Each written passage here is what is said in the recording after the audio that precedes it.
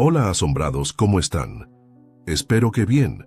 No se olviden de suscribirse al canal, dejar su like para apoyar el canal y comentar si les gustó la historia. ¿Preparados? Entonces, vamos con la historia. Esta es una mala idea. Mi mejor amigo, Alfie, me gritaba al oído por encima de la música atronadora. Esto va más allá de una mala idea.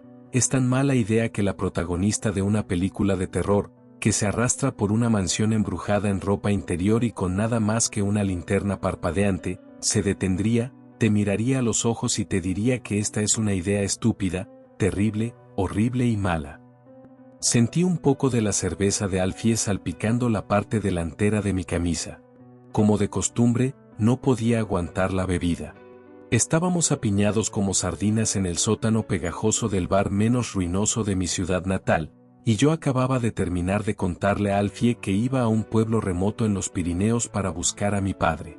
Recuerdo su respuesta palabra por palabra, porque, como resultó, debería haberle hecho caso. Pero eso vino después. Por el momento, yo estaba tratando de hacerle entender a Alfie que, si bien mi padre no había desaparecido, al menos no del todo, sentía que se me debía una explicación. Mi padre, Jamie, había sido profesor de sociología, un hombre trabajador que siempre llegaba a casa oliendo a cáscaras de naranja, polvo de tiza y abrillantador de escritorio. Durante la mayor parte de mi infancia, lo recuerdo como una persona tranquila, amable y justa. Sin embargo, lo que le hizo a nuestra familia cuando yo era un adolescente fue todo lo contrario. El área de estudio de mi padre era la brujería medieval y sus puntos de vista sobre el tema eran controvertidos. El consenso académico sobre los miles de juicios de brujas que plagaron Europa era que fueron el resultado de disputas en pequeños pueblos, histeria colectiva, hongos alucinógenos en el suministro de alimentos o una combinación de los tres. Mi padre, sin embargo, tenía una opinión diferente. Estaba convencido de que, a pesar de las exageraciones y las persecuciones, tenía que haber una pizca de verdad en el fondo de todo. Su carrera la dedicó a demostrar que una secta de brujos, es decir, personas que creían que existían las brujas, realmente había existido y persistía hasta el día de hoy.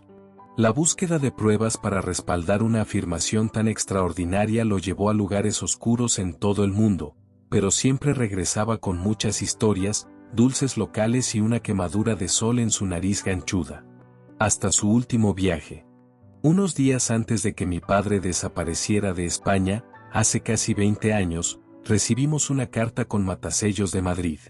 En ella, mi padre describía cómo se había enamorado de su asistente de investigación, que se mudaba a las montañas para llevar una vida más simple y que, aunque lo sentía mucho, estaba seguro de que lo entenderíamos y que era lo mejor para todos.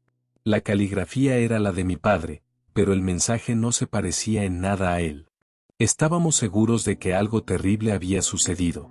Las autoridades involucradas se arrastraron, sin querer ser parte de un complicado conflicto doméstico internacional. Respondieron a las súplicas histéricas de mi madre con lástima, no con preocupación. Cuando las autoridades locales del País Vasco confirmaron que mi padre estaba vivo y bien en un pequeño pueblo de los Pirineos, el caso se cerró.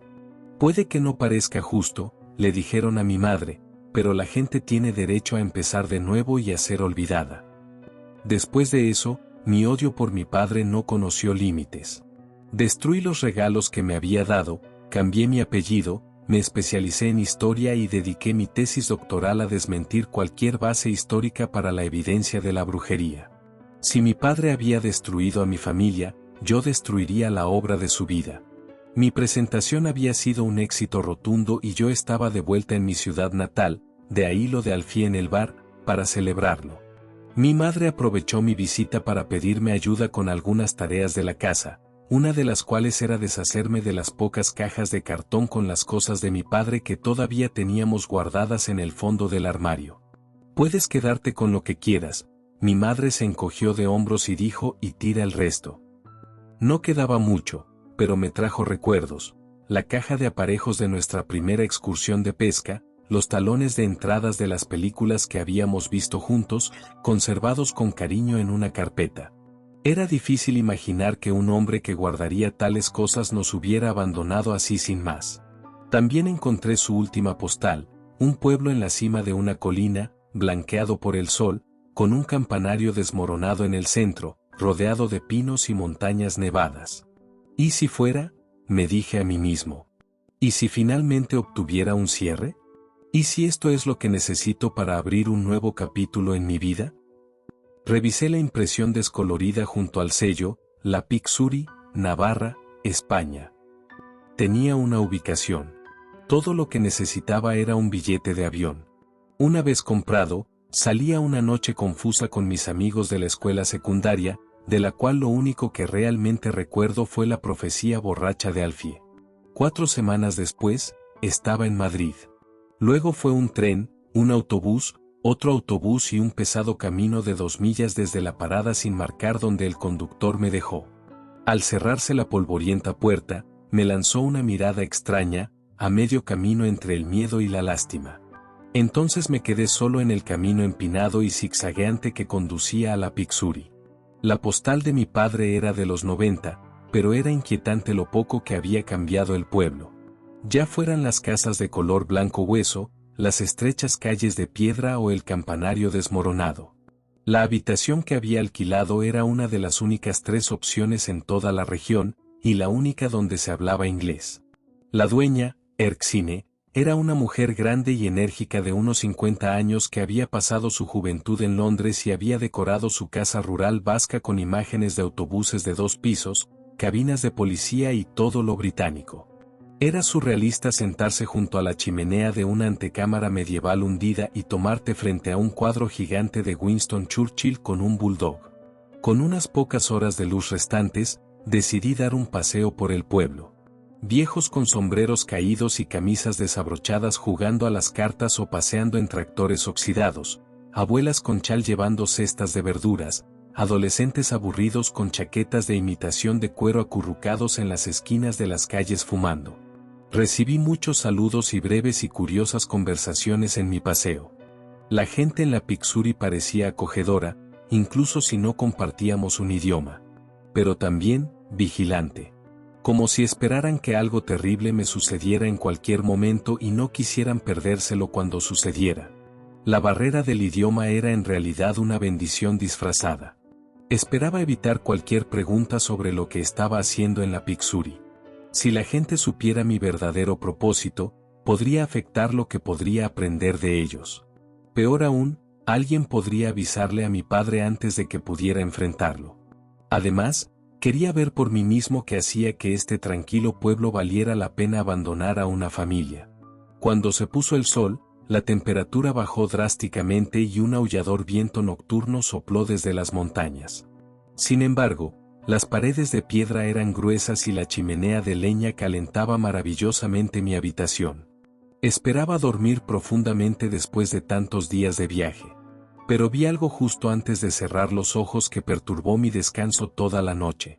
Al echar mi última mirada a la alta ventana medieval de mi habitación, vi algo más oscuro que el cielo sin estrellas que se escabullía del alféizar.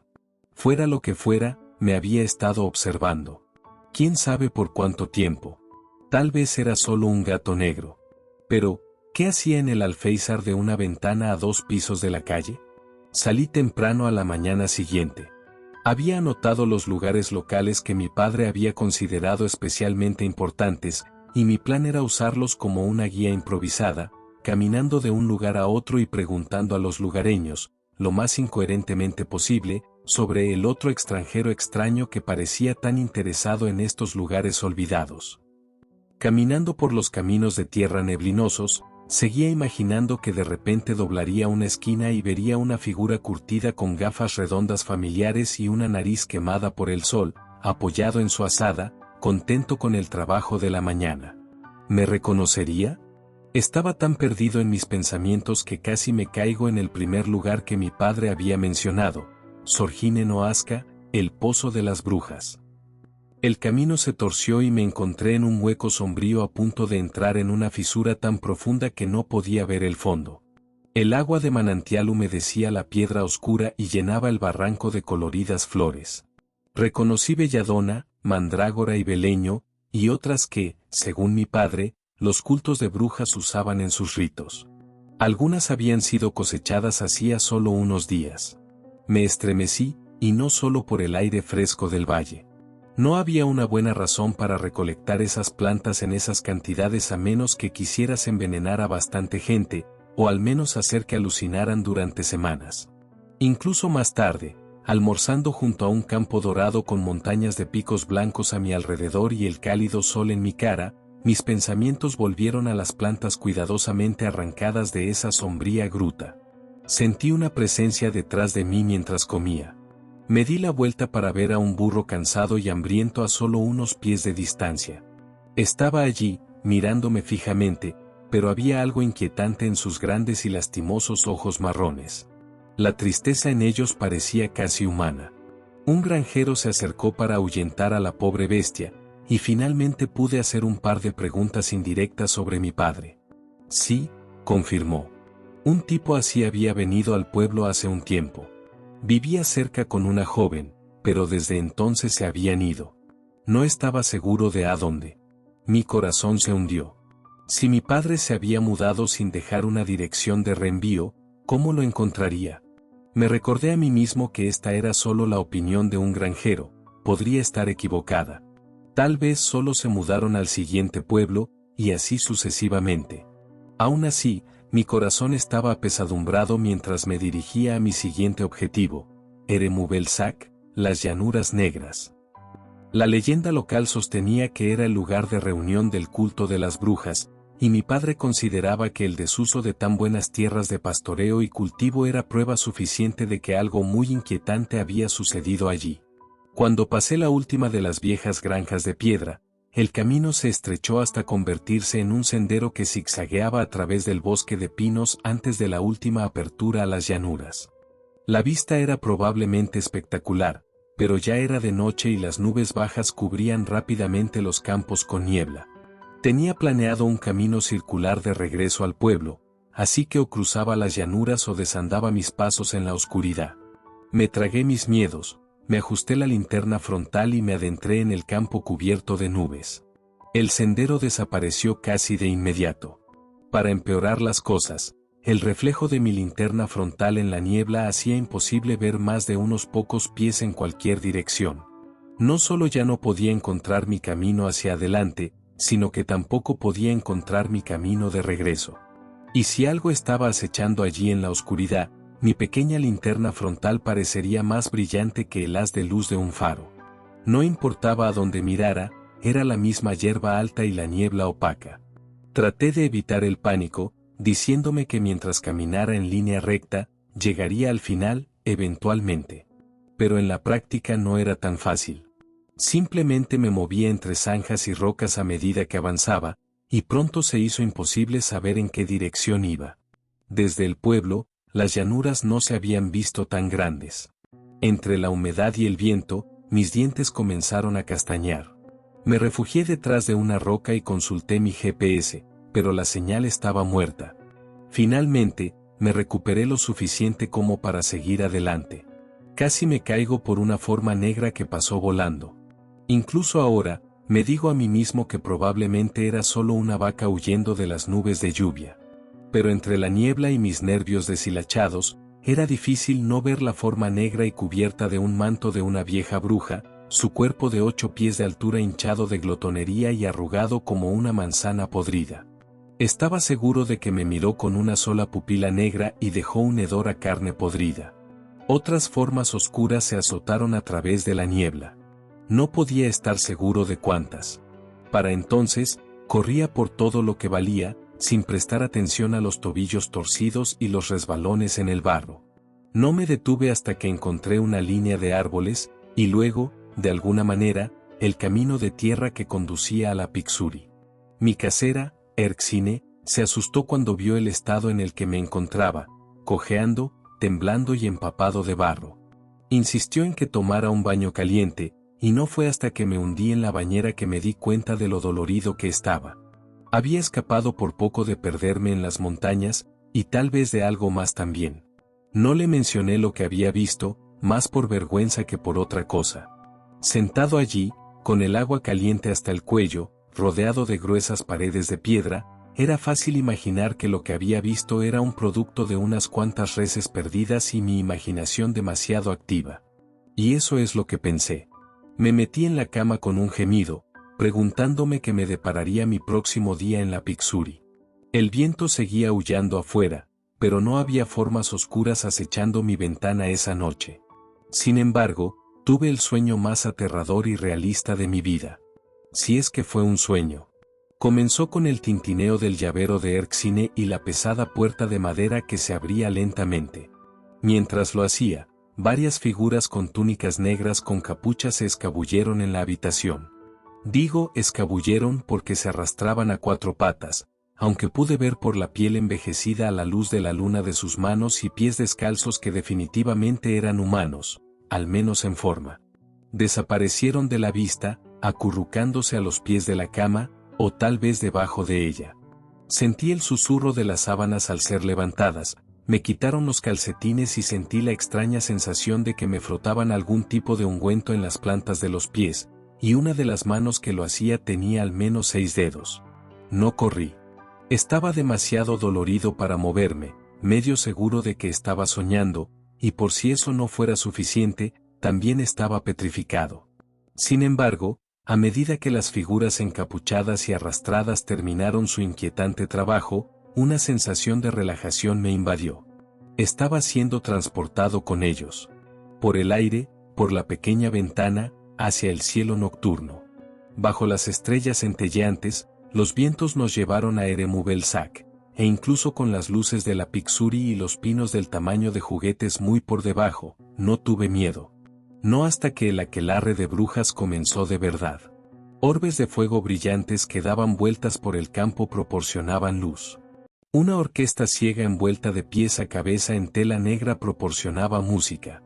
Descendimos del cielo a un conjunto de mesas con comida que iba desde un banquete de lujo de 5 estrellas hasta basura podrida. Fui bajado a una de las últimas mesas, en el punto más alejado del campo. Frente a mí, un enorme chivo negro se sentaba en un enorme trono de madera negra retorcida, y cuando sus brillantes ojos rojos se posaron en mí, me sentí obligado a comer. No importaba que las ratas muertas frente a mí estuvieran llenas de gusanos aún vivos, o que las patatas estuvieran verdes de moho. Comí. Comí como si fuera la mejor comida que jamás hubiera probado. Comí con una sonrisa loca como si nunca hubiera habido ni hubiera un propósito en la vida, excepto atiborrarme de la inmundicia frente a mí. En la mesa alta, justo debajo del trono del chivo, reconocí a la bruja hinchada, al granjero que había conocido mientras almorzaba y a mi padre. Levantó un cáliz de oro en un brindis hacia mí, luego chocó sus pezuñas alegremente. Después de la cena vino el baile. No tengo palabras para describir la forma retorcida y estática en la que nos unimos como una sola carne, y dudo que algún lector tenga el estómago para leerlo. En algún momento, me quedé dormido por el agotamiento. Cuando me desperté a la mañana siguiente, no estaba seguro de si el dolor que sentía en todo mi cuerpo era el resultado de mis esfuerzos del día anterior o de lo que había sucedido durante la noche. Me pregunté por qué mis calcetines estaban descalzos y tirados a los pies de mi cama. En el momento en que puse un pie en el suelo de piedra, supe que no haría ninguna exploración. Era bastante difícil cojear escaleras abajo y desayunar. Si Erskine sabía algo de lo que había sucedido durante la noche, no dio ninguna señal. Después de un café fuerte, recuperé la fuerza suficiente para probar mi plan de último recurso. Bajaría al ayuntamiento y preguntaría directamente por mi padre. Al entrar en el tranquilo salón de mármol, esperaba encontrarme con los mismos burócratas tercos con los que mi madre había luchado hace tantos años. En cambio, vi a una chica de mi edad con un elegante traje gris colgando juguetes y carteles junto a un enorme escritorio. Estaba tan concentrada en su trabajo que me sentí mal por interrumpirla.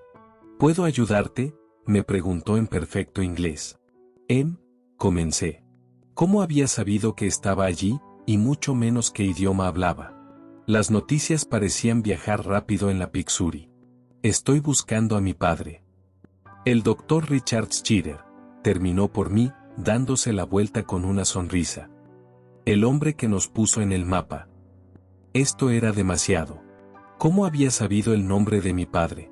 Sus libros y las fotos en ellos le dieron un poco de vida a este viejo y tranquilo pueblo. Difícilmente viene un turista que no mencione que quiere caminar por las montañas de los carteles del Dr. Schirer, o buscar allá sabes, las brujas, se rió. Mi nombre es Carmen Braggio y soy una gran admiradora de tu padre. Soy Julian Chenault, bueno, antes Schirer.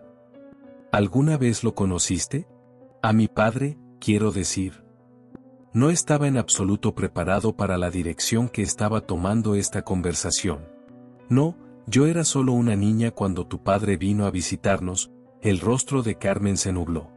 No se quedó por mucho tiempo. ¿Tienes una dirección?, le pregunté. Veamos. Carmen regresó al enorme escritorio y buscó en algunos archivadores. Aquí está, 28 C. Serreta. Pero ha estado vacía durante casi 8 años. Arrugó la frente, frunciendo el ceño. No hay dirección de reenvío ni ninguna otra información, solo una nota de que el dueño se mudó y donó su casa al municipio. Todo el papeleo en orden. Esperaba encontrarme con él aquí, dije. Todo había sido un desperdicio. Volvería a casa dolorido, inquieto y con aún más preguntas de las que me había ido. Me daban ganas de golpear algo, preferiblemente a mi padre. Si tan solo pudiera encontrarlo. La ira y la decepción debieron estar escritas en mi cara, porque Carmen me dio un pequeño apretón en el brazo. Lo siento, se compadeció. Ha pasado un tiempo desde que hablaste con Richard, ¿no? 10 años, gruñí. Ni una palabra. Bueno, Carmen se puso un dedo en los labios pensativamente. Tengo acceso a un vehículo del gobierno. Podría llevarte a visitar la antigua casa de tu padre, al menos. Quién sabe, tal vez encuentres algún tipo de pista. Ella sonrió como si fuéramos niños jugando a algún tipo de juego de detectives. Solo si quieres, por supuesto. 5 minutos después, íbamos por un camino de tierra lleno de baches hacia las montañas. El viento soplaba a través del jeep abierto, haciendo que el cabello de cuervo de Carmen se arremolinara alrededor de su cara. Se dio cuenta de que la estaba mirando y sonrió. Me sonrojé y me volví hacia los picos helados. Finalmente entendí cómo alguien podría enamorarse en un lugar como este. La antigua casa de mi padre estaba muy por encima del pueblo, incluso por encima de Eremubel-Sac y los bosques de pinos. Debe haber sido la casa de verano de algún pastor próspero, anidada como estaba entre las rocas más allá de la línea de árboles. Pasamos por el arroyo de montaña de flujo rápido y estacionamos justo enfrente de la estructura de piedra de 2 pisos. Las persianas de madera estaban cerradas y el lugar había comenzado a mostrar signos de abandono, al menos por fuera. Las vistas eran majestuosas, pero después de unas cuantas caminatas por la propiedad, no aprendí nada que no supiera antes. Carmen se paró junto al jeep, con las manos metidas en los bolsillos de una chaqueta contra el viento frío, hasta que regresé. ¿Alguna suerte?, preguntó. Negué con la cabeza. ¿Sabes?, añadió en voz baja. La casa pertenece al gobierno de la ciudad. Tengo una llave. En la oscuridad del anochecer, encontramos algunos muebles cubiertos por sábanas, papeles importantes esparcidos por el suelo, algunas conservas de frutas que se habían echado a perder hace mucho tiempo y algo de vino que no. Había un ala separada de la casa, pero incluso con las dos empujando, la vieja puerta de madera no se abría. Miré a mi alrededor sin esperanza. Carmen levantó la botella de vino. No deberíamos dejar que nada de esto se desperdicie, al menos, ¿verdad? Encendí un fuego en la chimenea mientras Carmen lavaba 2 vasos llenos de telarañas en el arroyo y nos traía un poco de pan y queso del jeep. Nos acurrucamos en las mantas que encontramos y chocamos las copas. Fuera de la puerta principal, el valle de la tarde se abría ante nosotros. Tal vez fue la aventura de todo, o la intimidad del fuego, o la fuerza del vino, pero conté más de lo que pretendía, sobre por qué había venido, sobre mi relación con mi padre, sobre cómo no sabía quién sería sin su gran y terrible sombra flotando sobre mí. Había algo más que me había estado molestando, algo sobre la casa, sobre lo que habíamos encontrado. Estaba allí, en el fondo de mi cabeza, como una picazón que no podía rascar. Miré a los ojos de Carmen, tan oscuros como el Sorgín en Oaxaca. Había sido tan paciente conmigo, tan amable. Fuera lo que fuera, podía esperar. Me incliné para darle un beso. Carmen se echó hacia atrás. ¿No vas a terminar tu vino primero?, susurró. Bebí lo que quedaba sin pensarlo 2 veces. Carmen se puso de pie. Me pregunté vagamente a dónde iba, pero cuando traté de seguirla, mis piernas no se movieron. Las miré estúpidamente. Se sentían como 2 troncos inútiles, desconectados de mi cuerpo. Lo intenté de nuevo. Nada. A medida que mi visión comenzó a nublarse, recordé lo que me había parecido extraño antes. No había polvo en la botella de vino. Había sido traída a la casa recientemente. ¿Y por qué mi lengua se sentía entumecida? Traté de preguntarle a Carmen al respecto, pero mi boca tampoco funcionaba. Carmen se arrodilló frente a mí, me levantó un brazo y luego lo dejó caer. Aparentemente satisfecha, me arrastró a la puerta que conducía al resto de la casa y la abrió con un solo giro de un pestillo oculto. Enganchándome bajo la axila, me arrastró como un saco de grano al otro ala, que pronto descubrí que de ninguna manera estaba abandonada.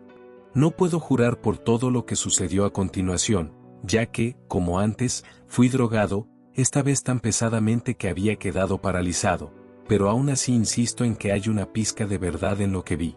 Carmen me ató a una silla con cuerdas de seda negra y me cubrió con una túnica roja con una capucha alta y puntiaguda. Luego procedió a encender la chimenea, encender 5 velas negras y extender un mantel rojo sobre una larga mesa.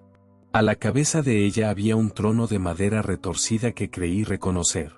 Hecho esto, colocó un pequeño caldero negro a hervir, agregando agua, hierbas y grasa para hacer un ungüento. Al principio no pude ver de dónde venía la grasa. Sin embargo, a medida que el fuego brillaba más, reconocí la fuente, un cadáver humano conservado.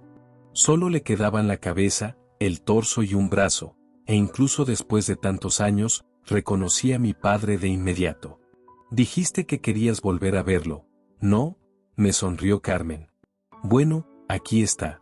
Disfruta de tu reunión familiar mientras puedas. Ella continuó preparando la habitación para lo que fuera que iba a venir, deteniéndose solo para verter un poco más de vino en mi débil boca goteante. Los invitados no comenzaron a llegar hasta después del atardecer. Intercambiaron un conjunto de palabras que no entendí, como un encantamiento, antes de entrar en la habitación. Una abuela alta y obesa, un hombre calvo de mediana edad con 6 dedos en cada mano, un chico con ojos sin vida y cabello negro engominado. Estos y muchos otros pasaron junto a mí, se quitaron la ropa y se ungieron con la pócima de Carmen antes de tomar asiento en la mesa. Finalmente, Carmen se unió a ellos también, pero no antes de llevar un enorme chivo negro al lugar de honor. No estaba en condiciones de tomar nota de sus ritos o conversación, incluso si hubiera podido entenderlo. Sentía que volaba muy por encima de la escena retorcida, rodeado de demonios medio armados que se burlaban y me hacían girar indefensamente alrededor de las sombras del techo. Sin embargo, algunas cosas me quedaron claras. En primer lugar, el rito era casi como una recreación de mis visiones de la noche anterior. Si las brujas se habían dosificado con el mismo ungüento que me frotaron en los pies durante la noche, sin duda estaban teniendo las mismas alucinaciones aterradoras y eufóricas que yo había experimentado. En segundo lugar, se trataba de algún tipo de iniciación para Carmen. A diferencia de los demás, estaba vestida, con una simple túnica blanca. Se sentó en el punto más alejado del chivo negro, apenas comiendo comida insípida mientras el resto se atiborraba. Una mirada decidida ardía en sus ojos oscuros. Ella quería probarse a sí misma. Por último, una frase, Arizogail, Umeak, que seguía apareciendo. Siempre era recibida con carcajadas ruidosas y miradas de reojo hacia donde yo estaba sentado, babeando en mi ridículo atuendo. Se me ocurrió que no estaba allí como una especie de sacrificio. Estaba allí como una broma. Una burla final al hombre al que llamaban Arizogail, el problemático, como supe más tarde. Yo era Arizogail, Umeak, el hijo del problemático. Y no parecía importarle si vivía, moría o le contaba al mundo sobre ellos. ¿Quién me creería de todos modos? Lentamente, la sensación de volar se desvaneció. Con un esfuerzo supremo, me di cuenta de que podía mover los dedos de los pies y de las manos. El veneno se estaba disipando. Y Carmen estaba demasiado concentrada en la ceremonia para darse cuenta. A pesar de mi desesperado impulso de huir, me obligué a mantener la calma y esperar a que regresara más fuerza. Pronto, incluso mis piernas respondieron, y mi tobillo izquierdo estaba tan resbaladizo por el calor que incluso pude deslizarlo de las cuerdas negras. Alrededor de la mesa, los cánticos de las brujas estaban llegando a su punto culminante. La bestia, la abuela y el hombre de los 6 dedos se pararon en la mesa, pisoteando junto con el cántico a medida que aumentaba hasta un crescendo. Elegí mi momento con cuidado. Justo cuando el éxtasis alcanzó su punto máximo, me puse de pie, apunté a la puerta y me caí de inmediato. Claramente, la droga no se había desvanecido tanto como pensaba. Carmen me lanzó una mirada de irritación antes de atarme con más cuerdas negras. Me cortó la ropa y me colgó de la viga frente a la chimenea como un cerdo esperando ser sacrificado. Hacía tanto calor que el sudor que goteaba por mi espalda desnuda chisporroteaba cuando goteaba sobre las losas de abajo. Se me ocurrió que tal vez me había equivocado al no ser un sacrificio. Después de lo que pareció una eternidad, Carmen se acercó. Metió la mano en el caldero humeante del ungüento y comenzó a untármelo por todo el cuerpo, cantando mientras lo hacía. El resto del culto repitió después de ella en un coro diabólico. Mientras terminaba de untar la sustancia alrededor de la parte superior de mi cabeza, finalmente entendí cuál había sido la prueba de Carmen. Todo se remontaba a las hierbas recolectadas del Sorgin en Oaxaca. Esta fue una prueba de la capacidad de Carmen para hacer los venenos, alucinógenos y otras pócimas que el culto de las brujas usaba en sus ritos. Me horroricé al pensar en el efecto que podría tener este último veneno de cuerpo completo. No tuve que esperar. Las brujas me observaron desde el otro lado de la larga mesa, tranquilas como médicos que asisten a una autopsia, cuando todo mi cuerpo comenzó a temblar y a tener espasmos. Se asintieron unos a otros con aprobación. El chico de cabello lacio sonrió y le dio un apretón en el hombro a Carmen, felicitándola. Sentí mis músculos retorcerse, estirarse y encogerse como si mi cuerpo estuviera siendo torcido en una nueva y horrible forma. Me desmayé. El olor a heno húmedo y heces.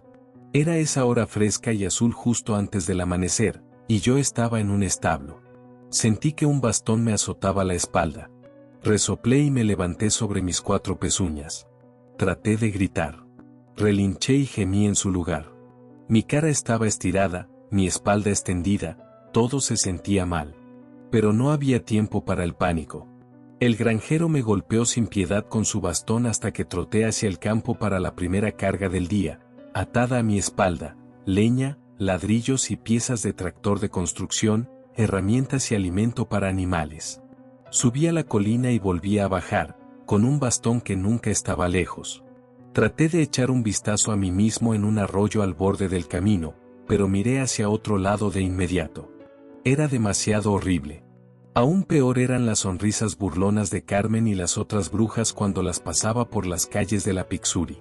Pensé en las otras bestias que había visto en el pueblo. ¿Cuántas habían sido alguna vez hombres como yo? No es que hubiera tiempo para pensar. Cada paso sobrecargado se convirtió en una lucha por no caer, y cuando finalmente me llevaron al inmundo potrero, me derrumbé de inmediato en un sueño. Los días se desdibujaron en semanas, cada uno igual al anterior. Llegué a conocer cada bache del camino de manera demasiado perfecta mientras cargaba cosas para la mitad del pueblo. Se sentía como si nunca fuera a terminar. Hasta que una mañana sentí un bastón de policía en mis costillas muy humanas. Una linterna brilló en mis ojos. Alguien estaba gritando en un idioma extranjero. Estaba desnudo, medio muerto de hambre y delirando en un banco de un parque de la ciudad. No descubrí que me habían arrojado a Pamplona hasta que vi el nombre de la ciudad sobre la estación de policía mientras me llevaban a la comisaría para ficharme. Como era de esperar, el análisis de sangre reveló que me habían drogado fuertemente. El problema era convencer a la policía de que no me lo había hecho a mí mismo. Mi historia sobre ser utilizado por un culto para el rito de iniciación de las pesadillas no se sostuvo. Sabía lo fantástica que sonaba, pero era la verdad. Y pensé que eso significaba algo. Todo se redujo a mi palabra contra la de las autoridades locales en la Pixuri, quienes no solo negaron todo, sino que también afirmaron que me buscaban por estar bajo la influencia de drogas en público allí también. Nunca hubo ninguna duda sobre en quién iba a confiar la policía. En lo que respecta al sistema legal, yo era solo otro turista drogadicto. Hubo un horrible periodo de espera mientras las autoridades debatían los méritos de acusarme de desnudez pública e intoxicación pública versus dejarme ir con una multa para evitar todo el papeleo. Al final, la pereza ganó, y más de un mes después de haberme ido, estaba en un avión de regreso a casa. No sé por qué me siento obligado a compartir esta historia. Después de las burlas de la policía, mis compañeros de trabajo académicos e incluso mis amigos y familiares, tal vez solo quiero que me crean. Tal vez, más bien, mi historia es una advertencia. Si vas en busca de lo extraño y misterioso, es posible que lo encuentres. Y el mundo ahí fuera es más extraño de lo que jamás nos atrevimos a soñar.